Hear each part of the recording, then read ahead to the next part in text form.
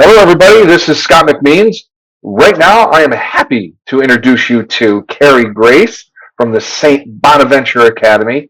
A little bit different. She is believe it or not, a firefighter. She is a business owner. She is an educator. There's a whole lot wrapped up in this little package right here. So before we get into all the little details, I want to give Carrie a chance to introduce herself. So, Carrie, the microphone, the camera are yours. Go ahead and introduce yourself and tell us a little bit about your story.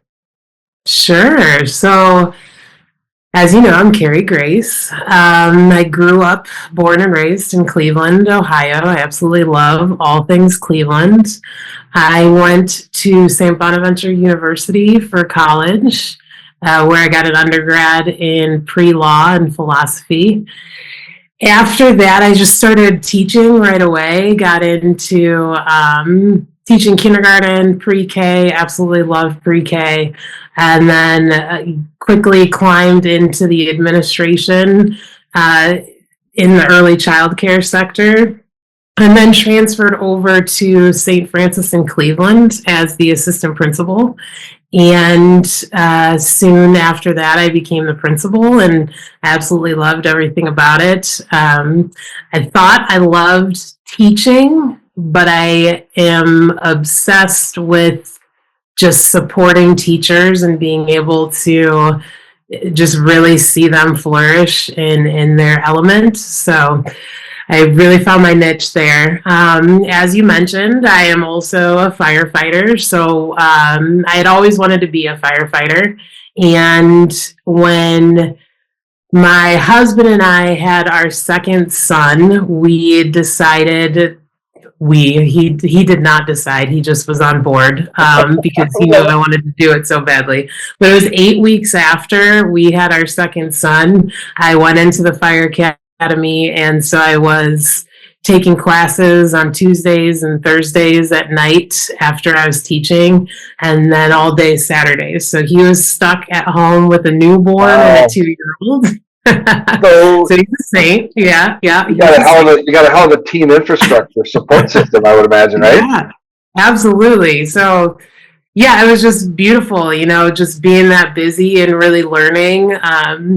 Through the fire academy, I learned a lot about myself, obviously. Yeah. I learned that was something that I was just born to do, and everything just fell into place. I always was very athletic as a child, like a bit of a tomboy, and so I never knew like where I was supposed to be in life. And when I went through the fire academy, I was like, boom, there it is. This is perfect. So it worked out really well. And now I do that part-time. So I pick up 12-hour shifts for a department here in Northeast Cleveland. So how long have you been a firefighter? Since 2013. Okay. You're making me do math. Okay. So yeah, because I have the years on that. That's okay. So you've got 2 children at home, at least, that I've picked up on. One's 12. You have 5. Okay. Yeah. That's what I wanted to make sure everybody knew. Because you mentioned when you had your second son. So I'm doing math. At least you have 1. That's 2. But I remember our conversation before. You have 5 children. Okay. Yeah. What are their ages? So our oldest is 13. Our second oldest is 11. Then we have a 6-year-old, a 5-year-old, and a 4-year-old. Okay. It's one hell of a support system and infrastructure you've got to behind you, right? Mm-hmm. And I'm assuming that, okay, so now I'm getting a picture of what your why is, right? You said before you love teaching. And once you got into being on the administrative side, you really fell in love with helping other teachers or helping teachers be better at their job and actually be able to teach. And now you've got this firefighter thing. So you've got this really well-rounded why behind you. Like, this is why I do things. I want to help others, which is amazing. That's a great why. When you started the St. Bonaventure Academy, what is it that was the trigger that said, I need to start that business? I don't necessarily want to work for somebody else, or I don't want to be an administrator or principal anymore. I want to start my own school. So walk us through that. Yeah. So growing up, I was a terrible student. I was, the one that was constantly in trouble and didn't get good grades. I actually thought until I was a junior in college that I was not bright. Like, I thought that I was very unintelligent. And as a junior in college, I was diagnosed with ADHD, and things just started falling into place. Like, oh, that's, why I do these things. And so I started realizing, I remember I was in a philosophy class, a senior philosophy class, and I had all these graduate students in my class, and we were discussing, like, unfolding Plato's allegory of the cave, and discussing a little bit of Nietzsche as well. And I love philosophy. Like, I dive all in. So it was just me, and I realized it was just me and the professor going back and forth, and everyone else in the class seemed extremely lost.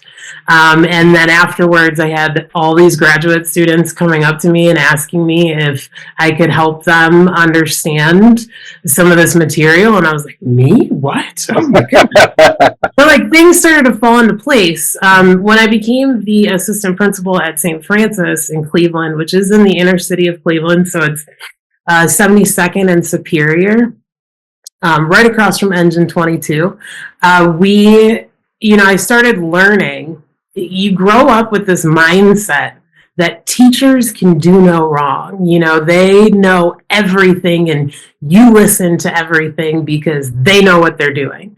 Yeah. And when I finally was behind the scenes, I started realizing that that is not a reality, and that teachers are professionals just like everybody else who need coaching and support and constant professional development to better understand and navigate the changing world. And so, my mind was really blown, and I had to kind of unfold things to build a culture in our school that was culturally understanding. We had, so 99% of our students were Black, and the other percent was Hispanic.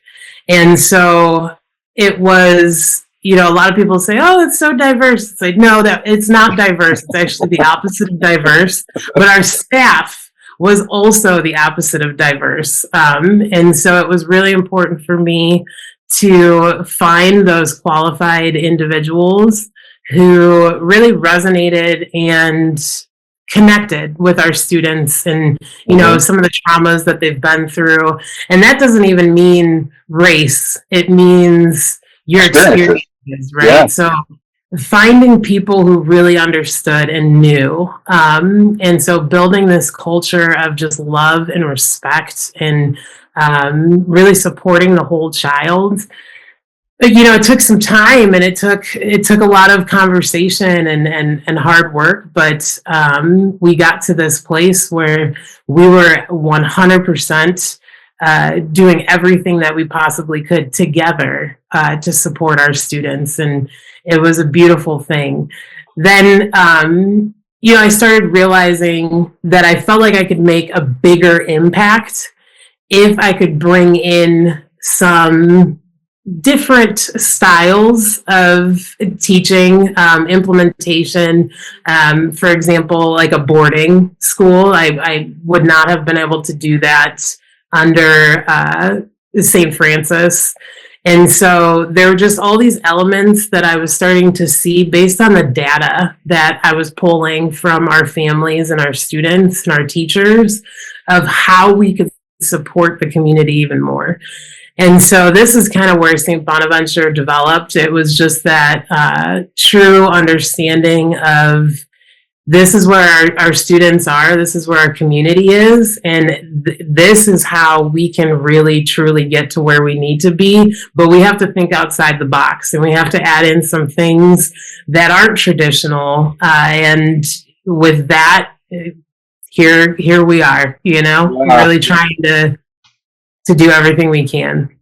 I appreciate this little explanation and how you've kind of built this mindset towards what could your academy be based on all the experiences you've had. And the idea that you just said here is the diversity of a student body and the diversity of the teachers.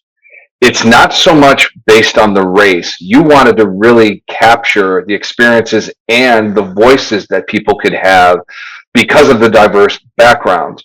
And what I find interesting is I don't care necessarily about the race of somebody else, but if you put two children together, their experiences are probably more similar than we ever expect, simply because of the situation they're in. It's not because of their race or their religion.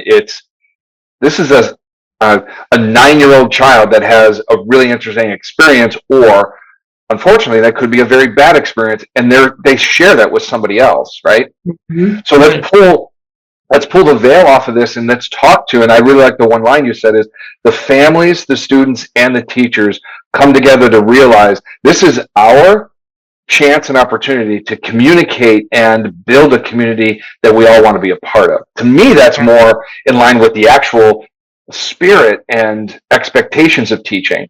And you go all the way back to your philosophy, right? Is philosophically, is it better to build a community of people that have like interests, or is it better to segregate or push people into one corner simply because they don't look like me? And I love the idea that you're breaking that barrier, because there's so much more in common with what we do than there ever is experienced or expected to be experienced because you don't look the way I do. So thank you for that, because I think that that's something that we're drastically missing. And when it comes to teaching, I really believe that there is such a strong value in teaching a child how to think. Don't memorize this, but I want you to think. What's the cause and effect? What is happening when you do this? This is the result. But more along the lines of, this is what logic means. This is what philosophy means, is you work your way through a problem. You don't just regurgitate what somebody else has done. Exactly. So I appreciate that. Mm-hmm. Yeah. So St Bonaventure Academy, walk us through, where are you right now in bringing this thing to life? Sure. So we are fundraising, trying to raise funds. Just being completely frank, doing this for St. Francis, I had that built-in community already. And so I kind of underestimated the difficulty of starting something from scratch and raising funds based on an idea. And so right now, that's what we're doing. I am not the person that is good at going out there and doing the ask. So I'm trying to at least do my best to, bring in people who are talented in that area. Sure. And so that's kind of the plan. We will be opening in August of 2026. Okay. And so it's a very streamlined, strategic financial model of how we are going to not only be able to raise the funds and build this beautiful boarding school on the lake of Cleveland, but we also, the lakefront of Cleveland, but we also, really are intentional about just how we're doing that, and the fact that we're going to be self-sustainable by year 7 of operations, which is, a lot of people, there's this whole controversy with school choice and all of this stuff. When you really break it down, it really comes down to the fact that in order for us to improve education as a whole, we have to start collaborating. And if that means, we're communicating on what works, what doesn't, that all needs to start happening. And if that doesn't start happening, nothing is going to get better. And in Cleveland, it is it's very segregated when we're talking about private schools versus public schools. And even the funding that we use, there's just a dark stigma around it. But if I could just break it down, if we really take the finances of per student spending for Cleveland public schools per school, it's about $35,000 per student. For private schools, we get our school choice, which is about $6,000 per student. Our cost to educate is closer to 10 to 12,000 per student. And so when you're really breaking that down, we are scrapping as these private schools to really provide exactly what our students need. And I do 100% agree with the fact that data should be out there. So all of the data that we have available needs to be out there for everyone to dive into, so we can really figure out, how can we get our students and our community to where they need to be. And so that's really what it's all about for me, is making sure that the community has the support, because right now I feel like they're just being very overlooked. And there's like a few things that open my eyes to that. Teaching where I was teaching and kind of understanding, like, we had a beautiful culture, and academically we were getting to where we needed to be. But then coming out to the suburbs and Eastern Cleveland, and you go into these public schools that are the top schools in Ohio, achieving in ways that you can't even imagine that they would be. So kind of that discrepancy was a real eye-opener for me. It was, if families can't financially afford to send their kids to whatever school they want, they should still have options so that they're not forced to choose a public school. And so that's kind of where I stand on that, solely because being the reality in Cleveland. Well, okay. What's interesting is you say the reality of things, right? There's so many different ways that people have argued for decades about our education system in the United States. And the numbers you just rattled off, it's interesting to learn. $35,000 to educate a student in the public school system. You said about $12,000 for a private school. Why is there such a discrepancy in the cost structure of that? So $6,000 is what we actually get. $12,000 is what it costs. So that we make up for in grants, donations. Just being real scrappy. Well, I get that, and this is just an interesting conversation, Carrie, because I don't know if people necessarily know this data points, but why would it cost $35,000 for a public school and it cost $12,000 in a private school? What is the difference, and why is that much money being spent one arena versus the other? Well, I think you have a lot more overhead costs in the public school system, obviously, but there's also, just for us, it's maximizing every amount that we have, because we are so aware of what we have per student. And in the public system, having those funds just readily available, I think there is a lot of funding that gets wasted in spaces that it doesn't need to be. I've seen throughout my years of teaching in the city, schools going up, these beautiful public school buildings. They're beautiful. And then 2 years later, they're closing because of the structure of it. I also think, in the public school system, you have that unionized kind of mentality, which is meant to protect your teachers and give them that voice. But at the same time, it creates a negative impact as well, because you have a very segregated approach to your school culture now. And so with us, we didn't have that. I was in it. I was there for my teachers, fighting for my teachers. We were doing what we could together. We were a team. And I think for a school, it's so important for you to work as a team and understand. I do a lot of professional development for staff, and one of the things I always relate it to is, in the fire service, we know all the jobs. We know what everyone's doing, and we constantly have a reminder of what that end vision is. Why are we doing what we're doing, right? The Mhm. fire is there, it's obvious. In teaching, it's not the same. So we have to constantly remind ourselves together as a team how important it is, what each of us are doing. No one is less important than the other. That includes the kitchen staff, that includes the secretary, that includes the school nurse.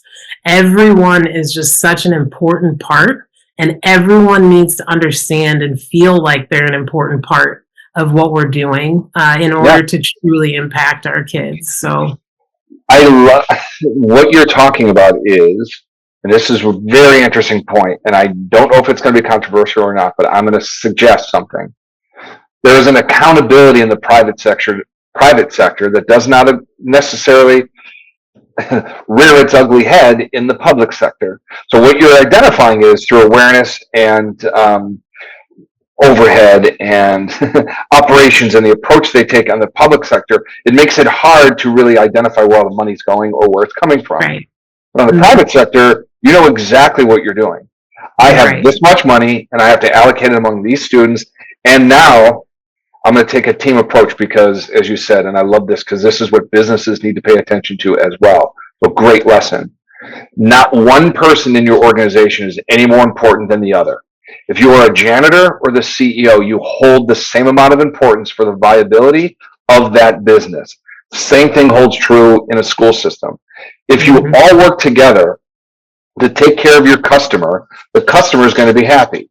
In Right. this world of education, the customer, the center of the universe that is schooling, supposed to be a child, a student that is learning something. And the fact that we are cherry picking responsibilities and allowing operational inefficiencies to get in the way is the challenge we see across the country right now. And I love the fact that St Bonaventure Academy is going to be reestablishing accountability and the child at the center of the team. Because one of the things you made comment to, and I really love, the family, this teacher, and the student all are a part of a community we're trying to build. And what better way to build a community than bringing people together and say, we're all doing our individual parts, but nobody's any more important than the next person because we all know our part. We know our role in this thing. So when you're talking about all these different challenges that you face trying to build this academy up, what are some of the things that you believe a good lesson could be learned from? Like, what is it that you think you've been through that other people can actually, yep, I'd love to learn that? Because so far we've got some really good lessons. I'm just curious, what is it you think has been very educational for you throughout the process? One of the biggest things is I did not ever really give a lot of thought to international education systems. And so, with us being an international boarding school and having that option, which honestly was the intention behind it, was to truly diversify and give our students an opportunity to better understand and better appreciate cultures and Mm-hmm. what they have to offer, because I feel like that is such a huge thing that our students will truly benefit from. And so, in that, though, looking at other school systems overseas, a lot of school systems, I mean, the way that they're set up in general is just completely different. Like financial structure, the majority of them are private. And so they're operating for profit, which is like unheard of in the United States. So that was something that I really had to wrap my head around, Yep. because interacting with some international investors, it was, they're asking me what their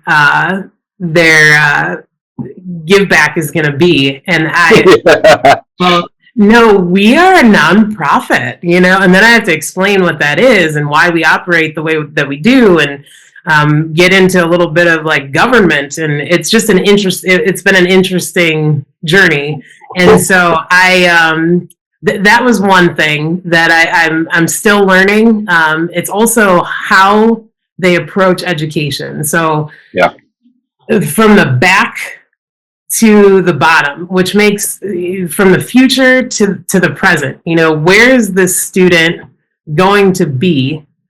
And then how can we build a path for them to get there? What skills do they have now? What interests do they have now? And how can we create a career path that is going to specifically tailor to those needs? That to me is brilliant, so Yeah. I'm learning a lot through just international networking, that I didn't expect to come through. Okay, a couple things that you just pointed out. Okay? Getting a different opinion from an international source is awesome because you're learning something different and a perspective you might not have had. But what you're pointing out is very interesting. Okay, from a cultural perspective and from an operational perspective, they look at you like, wait a minute, you're a nonprofit? How does that work? Everything in their mind's eye is, at the center of it is, we're trying to teach people and we're trying to make money. And I'm not suggesting that one should be sacrificed for the other. What they're saying is, in order to produce, and you even said, a career path from somebody who shows the aptitude to be an electrician. Why are we trying to teach them stuff that is not what they're going to want to do the rest of their life? Let's work our way back and build them a career path. Okay, so they look at it from a perspective of, here's a product we're going to produce over the course of the next 12 years. We're going to learn about this product. We're going to develop this. We're going to go through all our R&D and our research, and by the time we're done, we're going to produce an electrician. Okay, why are we spending our time on anything else other than that for this one product? And then they work their way into, well, we should be making money, or we should be able to afford to do this through our operation. I think it's interesting that one of the challenges you've had is understanding different perspectives outside the United States versus what we do here in the United States, and trying to combine them to make something viable for yourself and the St Bonaventure Academy. This has been a really interesting conversation. I'm curious, within the world that you work, how are your thoughts perceived when it comes to building a school that does it this way versus the traditional way? Are you getting pushback? What do you mean more specifically? Well, your opinions are pretty straightforward in that the current way we do it is not very good. It's not cost effective. We're not producing the right product at the end of the production cycle, meaning a child and their education. So with I wouldn't even say I think your very common sense approach to things, what kind of pushback, or are you getting any pushback when it comes to the traditionalists that are in this space? That makes sense as far as the question? Yes, it makes perfect sense. And to answer your question, I have not gotten any pushback. I have people who, may question your traditional classroom style, because we will be a blended learning school, which is different than your traditional. But when you explain the data behind it, it kind of makes it not a discussion anymore. It just makes it obvious. So for example, for our blended learning program, when we introduced our blended learning program in 2018, it took a lot of work because we were very traditional in our style, meaning that every student sat in their seat for 90 minutes and listened to the teacher's lesson. And then we were switching to something called blended learning, which is an implementation style where students actually move throughout the classroom. They spend time on their computer getting computer-led instruction, which we're able to pull daily data from. They're getting independent opportunities where they're holding themselves accountable, which in this day and age, let's be honest, they need it. And then they're getting a small group one-on-one instruction from the teacher, which is a beautiful thing to build relationships that love, respect, and understanding, and teach, obviously. And so, and differentiate. When you have those smaller groups, it's a lot easier to do that. And so when we implemented this, we pulled our data from 2018 to 2020, right before COVID hit. And we had a 100% increase in our math proficiency scores for NWEA and a 400% increase in our reading proficiency scores. Wow. So when you're looking at those kinds of numbers, there's not really a way to tell me that it makes sense to go back, you know? So I feel there's just so much science behind it. There's so much data behind what we're doing, that it's just kind of like a no-brainer. If we want to move forward and we want our community to be able to be successful and do what they need to do, then we have to think outside the box. We have to start really looking at data and really pulling numbers to tell us what that path is. So it's interesting you make the comment about using data. It's I don't know if it's irony or how else you would say it, but the fact that our current school systems don't use data to support the decisions they're making to teach seems a little weird to me, right? Yeah. You would think data would be the cornerstone of every decision we make, because this is what the data shows. Let's do something with it. One of the comments or concepts I want to talk to you about, because I think you've done a really good job of articulating what the differences are between being taught and actually learning something, right? What's sitting in a room for 90 minutes straight, listening to a lecture, you're being taught, but you're not necessarily learning anything above and beyond your own ability to absorb.